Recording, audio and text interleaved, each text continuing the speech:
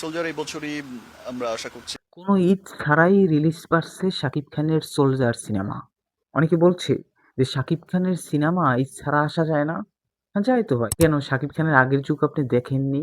এখনকার যে পরিস্থিতি, এখনকার যে হল বা এখনকার মানুষের যেরকম মন মানসিকতা, দর্শক তার নিজের কাজে ব্যস্ত।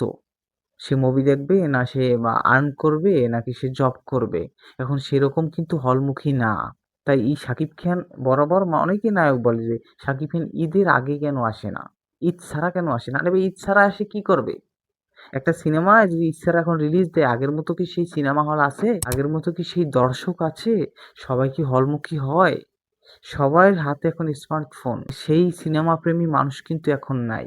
শাকিব খান এর আগে প্রমাণ করতে এতটা বছর পেরিয়ে আসছে। আর কি প্রমাণ চান? মানে যারা নতুন নতুন নায়ক, তারা নিজে নায়ক দাবি করে, তারাই শাকিবকে খোঁচা দিয়ে কথা বলে ঈদ ছাড়া আসুক। যাক, আমি বলতে চাই যে শাকিব খান, আমরা শুনছি এবছরই সোলজার সিনেমা নিয়ে আসছে ঈদ ছাড়া।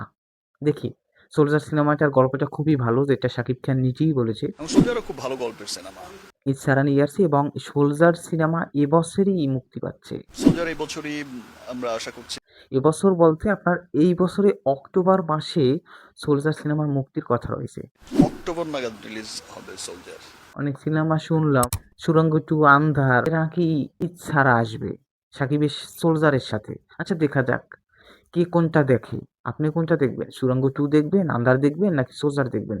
অবশ্যই কমেন্টে জানাবেন। এই তিনটে ছবি ঈদ ছাড়া আসবে, দেখা যাক কারটা এগিয়ে থাকে। মেগাস্টার শাকিব খানের যে জনপ্রিয়তা, তার ধারে কাছে এই দুই ছবি নাই। আমরা সবাই অপেক্ষায় আছি সোলজার সিনেমার। অক্টোবর মাসে মুক্তি পাচ্ছে এবং আরেকটা দারুণ চমক থাকছে ভাই।